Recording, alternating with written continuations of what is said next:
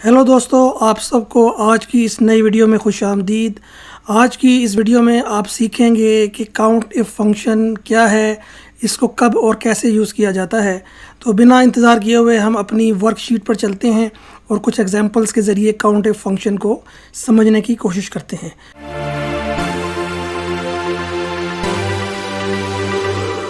तो एग्जांपल्स को स्टार्ट करने से पहले मैं आपको थोड़ा सा तारुफ करा दूं, थोड़ा सा काउंट इफ फंक्शन के बारे में इंट्रोड्यूस करवा दूं कि काउंट इफ फंक्शन एक्चुअली है क्या। तो काउंट इफ फंक्शन उन सेल्स को या रिकॉर्ड्स को काउंट करने या गिनने के लिए यूज़ करते हैं जो कि ख़ास कंडीशन या क्राइटेरिया पर पूरा उतरते हैं। तो चलिए कुछ ऐसा करते हैं, कुछ एग्जांपल्स लेते हैं जिसकी मदद से हम समझ सकेंगे कि काउंट इफ फंक्शन क्या है। तो आप ये देख सकते हैं कि मेरी जो स्प्रेडशीट है, यहाँ पर मैंने कुछ सेल्स का डेटा जो है पहले से एंटर कर रखा है, और इसके अलावा आप टॉप पे मैंने जो है काउंट इफ फंक्शन है उसको भी लिस्ट कर दिया है, आप उसको देख सकते हैं। तो सपोज़ कि मैं अपने कॉलम डी में जो सेल्स का डेटा है ये देख रहा हूँ। यहाँ पे आप देख रहे हैं कि डिफरेंट सेल्स के नंबर्स हैं। अगर मैं ये चाहूँ कि वो सेल्स फाइंड आउट करूँ कि वो कितनी सेल्स हैं कि जो कि 2000 रुपीज़ से ज़्यादा हैं, यानी कि वो कौन से ऐसे नंबर हैं इस सेल्स के अंदर कि जो 2000 से ज़्यादा हैं, तो कैसे करेंगे इसको करके देखते हैं। यहाँ पे लिखते हैं, टाइप करते हैं सेल्स ग्रेटर देन 2000, ठीक है। इसको हाईलाइट कर देते हैं, इसको येलो हाईलाइट कर देते हैं, ओके। तो अब हमने यहाँ पर क्या करना है, अपने काउंट इफ के फॉर्मूले को यूज़ करना है और वो तमाम जो सेल्स हैं जो कि 2000 से ज़्यादा हैं उनको काउंट करना है कि वो कितने हैं। अब यहाँ पर काउंट इफ फंक्शन को यूज़ करेंगे। तो सबसे पहले जब भी हम काउंट इफ फंक्शन को या किसी भी फंक्शन को यूज़ करना हो या फार्मूले को एक्सेल में, तो क्या यूज़ करते हैं, हम इक्वल साइन यूज़ करते हैं। तो हम इक्वल साइन लगा देते हैं यहाँ पर, ठीक है। अब हम काउंट इफ टाइप करते हैं COUNT काउंट इफ, और टैप करके या माउस डबल क्लिक करके आप इस फंक्शन को सिलेक्ट कर लेते हैं। तो मैं टैप की प्रेस कर रहा हूँ। अब नेक्स्ट क्या चीज़ है जो फार्मूले में आपने सेलेक्ट करनी है, वो है रेंज। मैं आपको क्लोजअप करके दिखाता हूँ। इस फार्मूले के नीचे ये लिखा हुआ आ रहा है रेंज, ठीक है। और दूसरी जो आर्गूमेंट है वो क्या है, क्राइटेरिया या कंडीशन, ठीक है। तो पहला है रेंज, जैसे आप यहाँ पे भी देख सकते हैं ये येलो हाईलाइट जो हुआ है एरिया रो नंबर 1 पर। तो हमने रेंज सेलेक्ट करनी है। वो रेंज कहाँ है, वो रेंज ये वो डेटा है जहाँ पर आपने जाकर चेक करना है उन तमाम सेल्स को जो कि आपकी कंडीशंस को मीट करते हैं, ठीक है। तो हम इस रेंज को पहले सेलेक्ट कर लेते हैं। ये सारी रेंज हमारे पास आ चुकी है। अब नेक्स्ट क्या करना है, नेक्स्ट में वो कह रहा है कि क्राइटेरिया सेलेक्ट करो, ठीक है। तो क्राइटेरिया या कंडीशन क्या है, हमारी कंडीशन ये है कि हमने सारे ऐसे वो सेल्स काउंट करने हैं जो 2000 से ज़्यादा है। तो जो अब फार्मूला है उसके अंदर रेंज के बाद क्या आ रहा है, कॉमा आ रहा है, ठीक है। तो कॉमा को इंसर्ट कर देते हैं यहाँ पे। अब हमें अपनी जो कंडीशन है उसको यहाँ पर लगाना है, क्राइटेरिया को। तो क्राइटेरिया है हमारा ग्रेटर देन 2000। सो जो भी लॉजिकल ऑपरेटर्स होते हैं उनको इस्तेमाल करने से पहले आप कोट्स का यूज़ करेंगे, ठीक है। जो भी लॉजिकल ऑपरेटर हैं जैसे ग्रेटर देन है, लेस देन है, इक्वल टू है, ठीक है, इन बिटवीन है, तो उनको इस्तेमाल करने से पहले आप क्या करेंगे, डबल कोट्स का यूज़ करेंगे। अब हमारी यहाँ पे जो कंडीशन है हम उसको टाइप करते हैं ग्रेटर देन का साइन लगाते हैं शिफ्ट करके ग्रेटर देन, और यहाँ पर नंबर टाइप करते हैं 2000, राइट।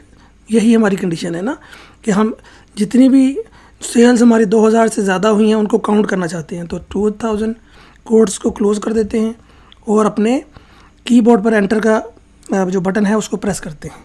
तो आप देखेंगे कि जो हमारी सेल्स जो कि 2000 रुपीज़ से ज़्यादा थी वो कितनी थी, 4। तो क्या हम इसको वेरीफाई कर सकते हैं? बिल्कुल, अपने डेटे में जाके देखते हैं कि 2000 से ज़्यादा वो कौन से सेल्स हैं कि जो 2000 से ज़्यादा हैं, कितनी बार वो सेल्स आए हैं। देखते हैं कौन सा है जनाब। एक तो ये है सेल, बिल्कुल ये रो 8 पर 3000, फिर एक रो 9 पर है 4000, फिर एक रो 10 पर है 3200, 3 हो गए। और कौन सा नंबर है जो 2000 से ज़्यादा है, और एक ये है आखिरी वाला रो 13, जो कि 2500 है। तो यही तो हमने फाइंड किया, 4 सेल्स हमने फाइंड किए हैं अपनी कंडीशन के मुताबिक जो कि 2000 से ज़्यादा हैं। तो चलिए इसको मज़ीद समझने की कोशिश करते हैं, एक और एग्जांपल लेते हैं। अब इसी डाटा के अंदर अगर आप देखें तो जो फर्स्ट कॉलम है, कॉलम ए, इसमें कुछ नेम्स हैं, राइट, उनके सेल्समैन के नाम लिखे हुए हैं यहाँ पे। तो सपोज़ अगर हम फ़र्ज़ किया अगर हम ये चाहते हैं कि जो सेल्समैन अहमद है उसके बारे में पता कर सकें कि उसने कितनी बार सेल्स की हैं, कि how many times he has made a sale, तो उसके लिए क्या करेंगे, उसके लिए भी सेम काउंट एफ का फार्मूला यूज़ करेंगे। अब यहाँ पे हमारी कंडीशन क्या है, हम जो है सेल्समैन अहमद के बारे में पता करना चाहते हैं कि सेल्समैन अहमद ने कितने बार जो है वो सेल्स की हैं इस पूरी डेटा रेंज के अंदर। तो चलें इसी तरह यहाँ लिख देते हैं, total number of sales made by Ahmed, ठीक है। इसको हम जो है हाईलाइट कर देते हैं। अब इसी तरह यहाँ पे माइक्रोसॉफ्ट एक्सेल में जैसे मैंने आपको बताया था, फंक्शन को यूज़ करने के लिए क्या यूज़ करते हैं, या फार्मूले को सबसे पहले इक्वल साइन लगाते हैं।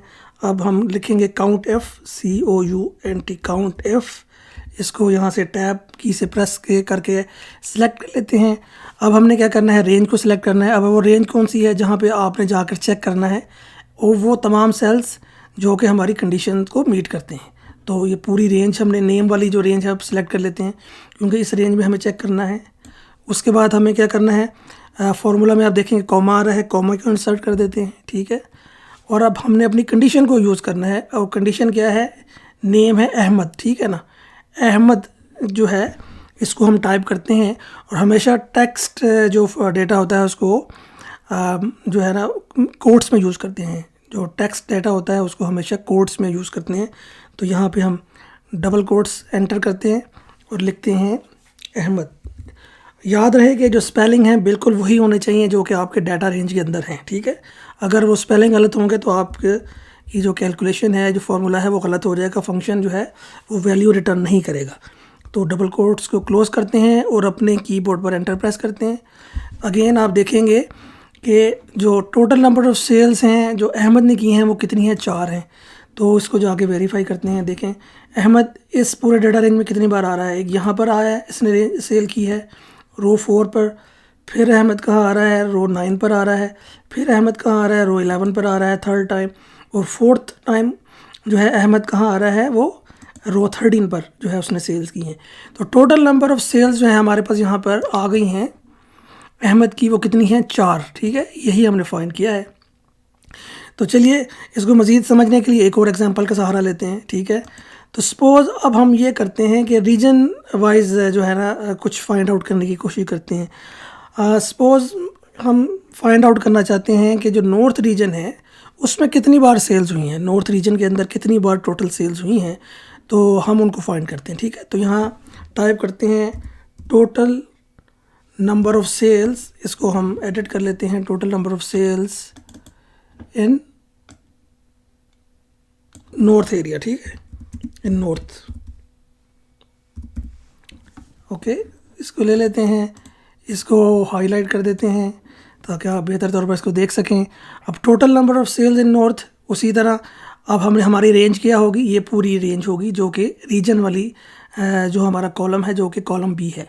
तो उसी तरह काउंट एफ का फॉर्मूला यूज़ करेंगे, यहाँ पर इक्वल साइन, अब count F, COUNT, count F, tab की प्रेस करके इसको सिलेक्ट कर लेंगे। और अब हमने क्या करना है, अपनी रेंज को सिलेक्ट करना है, कौन सी रेंज, जहाँ पर आपने जाकर चेक करना है अपनी कंडीशन के मुताबिक, ठीक है। तो हमारी रेंज इस बार क्या है, इस रीजन जो हमारा जो रीजन है जो कि कॉलम बी के अंडर है, इस पूरे को सिलेक्ट कर लेते हैं अपने माउस से, ठीक है। अब हमारे फार्मूले में नेक्स्ट क्या आ रहा है, कॉमा आ रहा है, कॉमे को इंसर्ट करते हैं।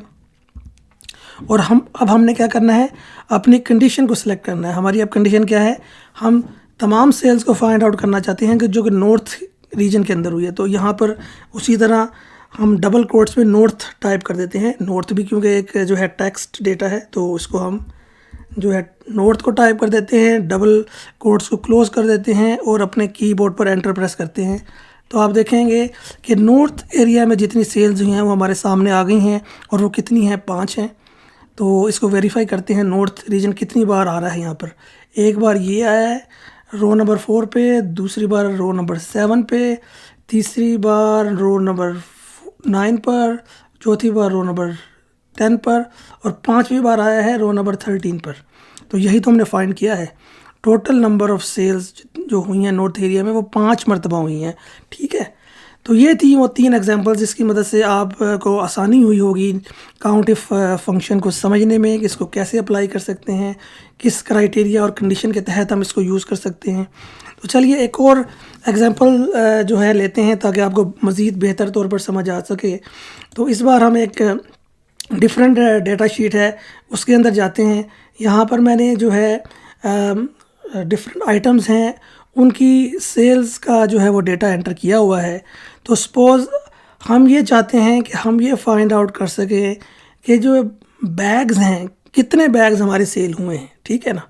तो यहाँ पे आप देख सकते हैं कि जो बैग्स हैं वो तो डिफरेंट टाइप्स के हैं, जैसे रेड बैग लार्ज है, ब्लू बैग लार्ज है, ठीक है। यहाँ पे रेड बैग मीडियम है, रेड बैग मीडियम यहाँ भी आ रहा है।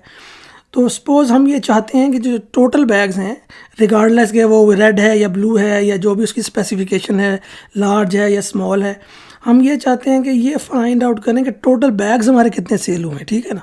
तो उसके लिए क्या करते हैं, यहाँ पे उस तरह लिख लेते हैं, टाइप कर लेते हैं total number of bags sailed, number of bags sold लिख लेते हैं यहाँ पे, ठीक है। टाइप कर लेते हैं और इसको हाईलाइट कर देते हैं।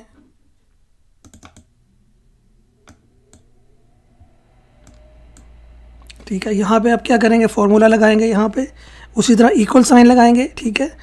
अब काउंट एफ का फार्मूला COUNT काउंट एफ के फार्मूले को सिलेक्ट करते हैं, टैप करके इसको सिलेक्ट कर लेते हैं।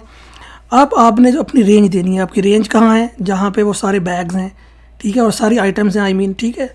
तो वो इस आइटम कोड वाले कॉलम को सिलेक्ट कर लेते हैं, ठीक है। अब इसी तरह जो हमारा फार्मूला है उसमें कॉमा आ रहा है, कॉमे को इंसर्ट करते हैं, उसके बाद डबल कोट्स लगाते हैं। अब यहाँ पे एक चीज़ बहुत इंपॉर्टेंट है जो आपको समझनी है। अगर यहाँ पे आप खाली बैग लिख देंगे ना, ठीक है, तो बैग लिख देंगे और एंटर करेंगे तो आपके पास एरर आएगा, आपके पास जो आंसर आएगा 0 आएगा। उसकी रीज़न क्या है, क्योंकि बैग्स तो यहाँ पे डिफरेंट टाइप्स के हैं, राइट। वो रेड बैग भी है, ब्लू बैग भी है, मीडियम बैग्स भी हैं, मतलब उसकी स्पेसिफिकेशन डिफरेंट है। हम तो चाहते हैं कि सारे के सारे बैग सेलेक्ट हो जाएं, ठीक है। तो उसके लिए आपको क्या करना होगा, यहाँ पे एक स्पेशल कैरेक्टर है जिसको वाइल्ड कार्ड भी कहते हैं, उसको सिलेक्ट करना होगा ताकि आपके सारे के सारे बैग सेलेक्ट हो जाएँ, ठीक है। तो यहाँ पे हम क्या करेंगे, शिफ्ट की करके 8 को प्रेस करेंगे, यहाँ पे स्टार साइन लगाएंगे, और अब यहाँ पे हम टाइप करेंगे बैग, ठीक है, बैग BAG बैग, फिर दोबारा स्टार साइन लगाएंगे और डबल कोट्स को क्लोज करेंगे और एंटर प्रेस कर देंगे। तो आप ये देखा आपने, जितने भी सारे बैग सेल हुए थे वो इस डाटा से जो है हमने बाहर निकालनी है, उनका काउंट हमने बाहर निकाल लिया है। वो किस तरह निकाला है, काउंट एफ फंक्शन को यूज़ करते हुए, ठीक है। तो आप इसको वेरीफाई भी कर सकते हैं, देखते हैं कितने बैग्स हैं यहाँ पर से जो सेल हुए हैं। रेड बैग लार्ज सेल हुआ, फिर एक, फिर दूसरा यहाँ पे ब्लू बैग लार्ज सेल हुआ, 2 बैग हो गए, तीसरा रेड बैग मीडियम और चौथा अगेन रेड बैग मीडियम। तो टोटल 4 बैग्स जो हैं हमारे सेल हुए। तो नाज़रीन, ये थी कुछ एग्जांपल्स जिसके ज़रिए मैंने आपको काउंट इफ फंक्शन को समझाने की कोशिश की है। उम्मीद करता हूँ कि काउंट इफ फंक्शन के बारे में आपको अच्छी तरह पता चल गया होगा कि इसको कैसे, कब और कहाँ यूज़ कर सकते हैं। तो दोस्तों, इसी के साथ आज की ये वीडियो ख़त्म होती है। उम्मीद करता हूँ आपको काउंट इफ फंक्शन के बारे में अच्छी तरह पता चल गया होगा कि इसको कब, कैसे और कहाँ यूज़ किया जाता है। ये जो मैंने तमाम एग्जांपल्स दी हैं, मैं आपको रिकमेंड करूँगा कि आप इसकी प्रैक्टिस करें, वीडियो को रोक कर पॉज करके जो है इनको जो है सॉल्व करें। मैं इस स्प्रेडशीट का जो लिंक है वो अपने वीडियो के डिस्क्रिप्शन में भी प्रोवाइड कर दूँगा। तो चलिए, इसी के साथ मैं आपसे इजाज़त चाहता हूँ, लेकिन जाने से पहले आपसे रिक्वेस्ट है कि अगर आपने इस चैनल को अभी तक सब्सक्राइब नहीं किया तो प्लीज़ चैनल को सब्सक्राइब कर लीजिए, और अगर आपके पास कोई कमेंट या क्वेश्चन है तो मुझे ज़रूर बताइएगा। तो चलिए मिलते हैं नेक्स्ट वीडियो में, तब तक के लिए गुड बाय।